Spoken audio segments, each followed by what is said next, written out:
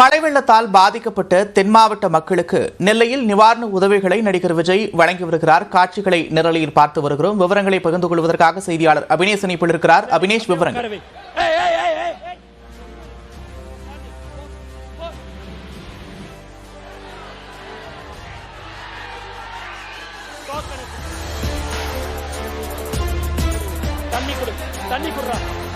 மழை வெள்ளத்தால் பாதிக்கப்பட்ட நெல்லை, கன்னியாகுமரி உள்ளிட்ட மாவட்டத்தில் இருக்கக்கூடிய மக்களுக்கு நடிகர் விஜய் நிவாரண உதவிகளை வழங்கி வருகிறார். காட்சிகளை பார்க்கிறோம். நீண்ட வரிசையில் காத்திருந்து மக்கள் நிவாரணப் பொருட்களை பெற்று செல்லக்கூடிய காட்சிகளையும் பார்த்து வருகிறோம்.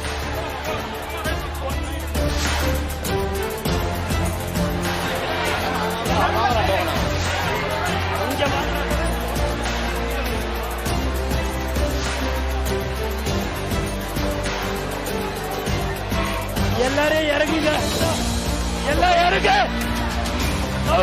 இப்படி வா,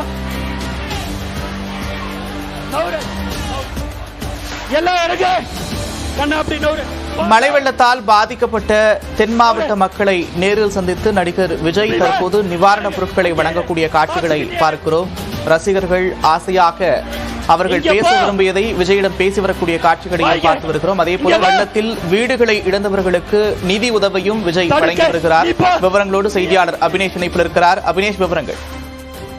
நந்தா, நடிகர் விஜய் இன்று காலை சென்னையிலிருந்து புறப்பட்டு தூத்துக்குடி சென்று வெள்ளத்தால் பாதிக்கப்பட்ட மக்களுக்கு நிவாரண உதவிகளை வழங்கி வருகிறார். அண்மையில் பெய்த கனமழையின் காரணமாக திருநெல்வேலி மற்றும் தூத்துக்குடி மாவட்டம் கடுமையான பாதிப்புக்கு உள்ளாகியது. இந்த நிலையில அவர்களை நேரில் சந்தித்து தன்னுடைய ஆறுதலையும் அதே போல நிவாரண உதவிகளும் வழங்குவதற்காக இன்று அவர் சென்னையிலிருந்து புறப்பட்டு தனி விமானம் மூலம் புறப்பட்டு சென்றார். அங்கு சுமார் 1500 பேருக்கு விஜய் அந்த மளிகை பொருட்கள் அடங்கிய தொகுப்புகளை அவர் நேரடியாக வழங்கினார்.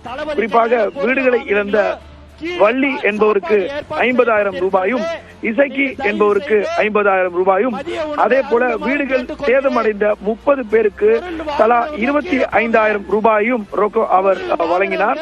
மேலும் 5 கிலோ அரிசி, சர்க்கரை, ரவை, கோதுமை, சேமியா, உப்பு உள்ளிட்ட மளிகை பொருட்கள் அடங்கிய தொகுப்பு மற்றும் வேட்டி சட்டை, துண்டு ஆகியவற்றை 1500 பேருக்கு விஜய் வழங்கினார். தொடர்ந்து இந்த நிகழ்ச்சிக்கு பிறகு 2500 பேருக்கு வடை, பாயசத்துடன் அறுசுவை விருந்தும் அங்கு ஏற்பாடு செய்யப்பட்டிருக்கிறது. அதையும் நடிகர் விஜய் இன்றைக்கு தொடங்கினார். குறிப்பாக அவர் அரசியல் கட்சி தொடங்குவதற்கான ஒரு நிலைப்பாட்டில் இருக்கிறார். அவர் 2026ஆம் ஆண்டு சட்டப்பேரவை தேர்தலை முன்வைத்து அவர் ஒரு அரசியல் இயக்கத்தை தொடங்குவதற்கான ஒரு சூழல் இருக்கிறார். தொடர்ந்து கலந்த காலங்களிலும் இது போன்ற பேரிடர் காலங்கள்ல அவர் மக்களோடு நின்றிருக்கிறார். குறிப்பாக அண்மையில் பெய்த சென்னையில் மிக்ஜாம் புயலால் ஏற்பட்ட பாதிப்பின் போது கூட அவருடைய அமைப்பினரை, குறிப்பாக மக்கள் இயக்கத்தினரை பொதுமக்களுக்கு தேவையான உதவிகளை செய்திட வேண்டும் எனவும், அதே போல தொடர்ந்து மருத்துவ முகாம் உள்ளிட்ட சிறப்பு முகாம்களையும் அவருடைய மக்கள் இயக்கம் சார்பாக செய்யப்பட்டிருந்தது.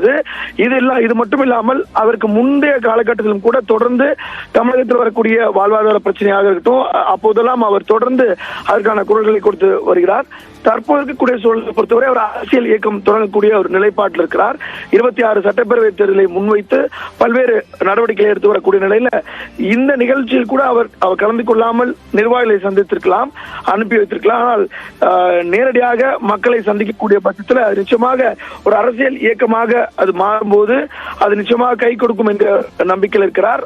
அது மட்டும் இல்லாமல் அண்மையில் 10 மற்றும் 12ஆம் வகுப்புகளில் முதல் 3 இடங்களை பெற்ற மாணவிகளை சென்னைக்கு அழைத்து அவர்களுக்கான ஊக்கத்தொகை மற்றும் சான்றிதழ்லாம் ஒரு ஏறக்குறைய 12 மணி நேரம் நின்றபடியே அனைவருக்கும் அவரே வழங்கியது அப்படிங்கிறதுலாம் ஒரு முக்கியமான ஒரு நிகழ்வா இருக்கு. பொலிட்டிக்கல் சிக்னிபிகன்ஸா அவர் நேரடியா ஒரு கட்சி தொடங்க போறார் அப்படிங்கிறது தான் இதுக்கு இந்த சமைக்கெல்லாம். நெல்லை உள்ளிட்ட தென் மாவட்டங்களில் வெள்ள பாதிப்புகளை சந்தித்த மக்களுக்கு நடிகர் விஜய் நிவாரணப் பொருட்களை வழங்கி வருகிறார். விவரங்களை செய்தியாளர் அபினேஷ் வழங்க கேட்டும். விவரங்களுக்கு நன்றி அபினேஷ்.